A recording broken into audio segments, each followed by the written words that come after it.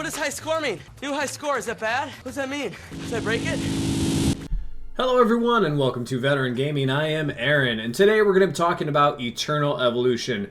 I want to start off the video today by saying I am still absolutely loving Eternal Evolution roughly 1 month in. So at the bottom of this screen right there in the comments section, I have my own personal link now to download Eternal Evolution. So if you like the videos, if you think the game looks good, go ahead and click on that link to get yourself started. It's going to help out my channel immensely. So thank you for that ahead of time.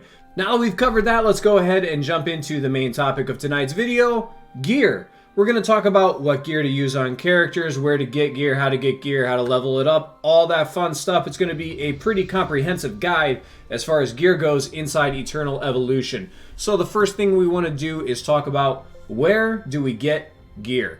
And you can get some gear here from the shop as you're bouncing down, especially in the guild portion. I don't ever recommend spending anything on the mythic gear here because it will phase out kind of quickly if you're playing efficiently or if you're putting money into it.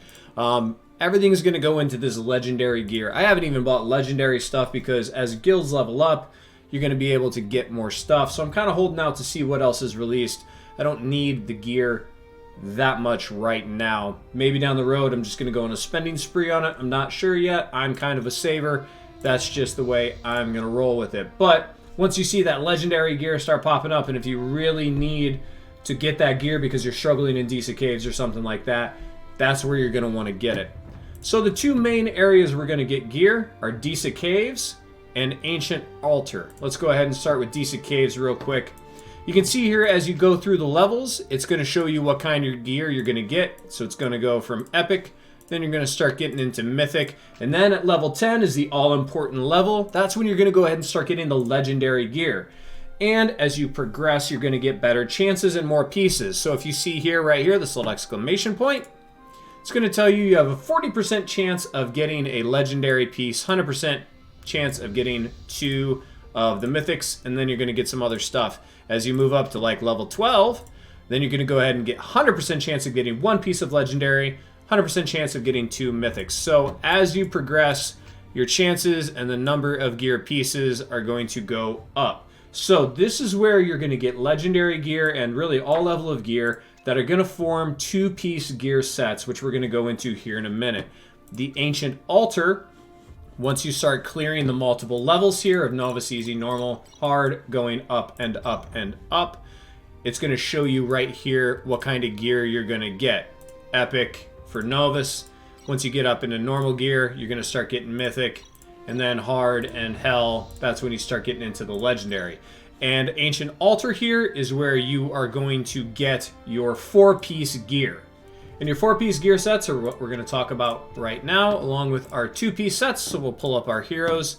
I'm going to focus a little bit on Serena here because I just went through her gear and made sure it's kind of what I want to talk about. And she's an awesome character. If you guys aren't focusing on Serena, you're crazy.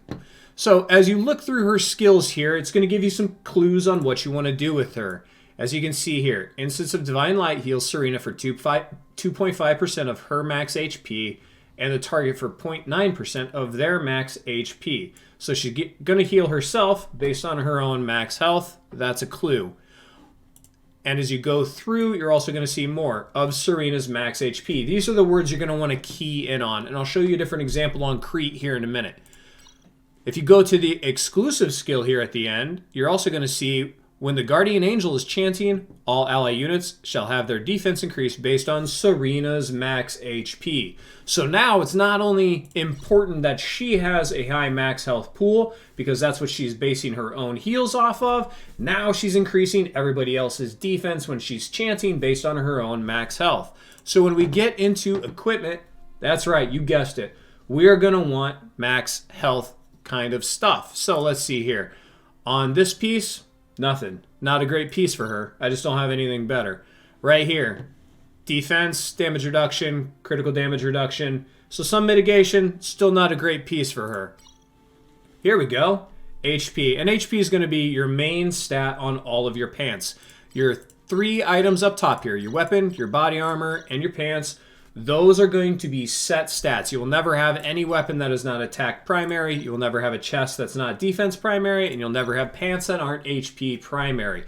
It's what you get down below that really helps you out in these three areas. As you can see here, I have an HP of 2.4%, a damage reduction of 5%, and an attack of 5.6. So your HP and your damage reduction are huge. You want as many percentage bonuses as possible. You don't want these flat stats as much as you can help it. So on the bottom row here, as you can see, I have percentage-based gear as the primary stat on all of those. So you can't get them on the top row, but on the bottom row, you can get percentage-based stats as primary. On gloves, you can get health percentage, you can get critical damage, you can get critical rate, you can get attack percentage.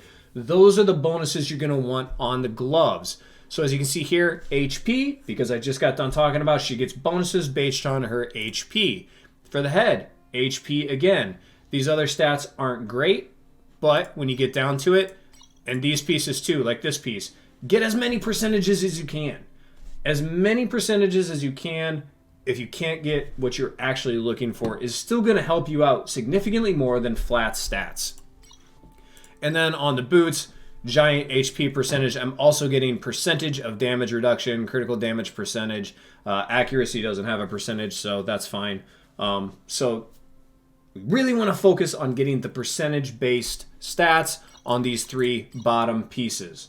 So now we've talked about what kind of stats you're looking for on the pieces. I also mentioned the sets. So as you can see here, this abundant set, healing increases by 35%, and you need 4 pieces. So 4-piece bonus sets, they come from the Ancient Altar. Whereas my vigorous set, which increases my HP by 15%, that's going to come from Disa Caves. That's where you're going to get your 2-piece sets. And if you want to look at your sets, you can come in here to your list. Other than like Conduct and Lord, which aren't in the game yet, either that or I just haven't gotten them yet, you're going to be able to sort through everything you need. So you can see what you have for the Sun Signet, and it's going to tell you right here, 2 pieces are going to get you that 15% bonus, whereas if you come in here to something like Light Gap set of 4 for initial energy of 200. So the pieces of gear are going to tell you exactly what you're going to get and what you're going to need to spring those set bonuses. Also, if you scroll down on the character's stats, you're going to see what set bonuses you have active. So we'll go over here, jump into Crete real quick. And again, first thing we're going to do when we figure out how to build him is we're going to look at his skills. Damage increased by defense percentage.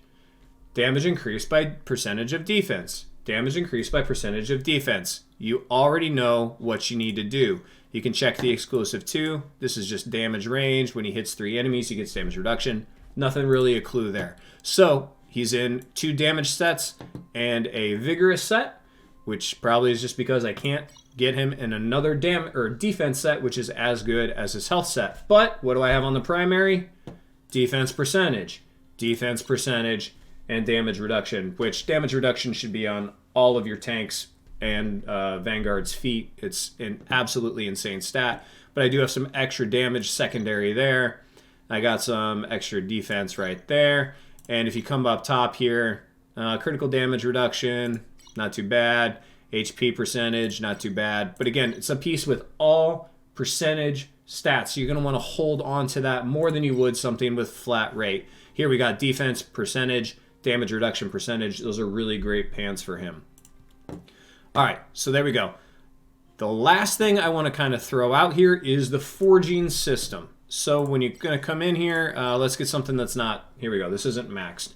So when you come in here to the forge system, it's going to tell you that you can upgrade it. And you can quick upgrade it by 4 levels or keep it at 1, whatever you want to do. But you have these hammers. These hammers are going to upgrade, and you can also tear down all this other gear. You can select it specifically. You can take it on and off, so you can read through if you like the stats, or if you don't like the stats, it's going to raise or lower the level of the gear, as you can see on the right side of the screen.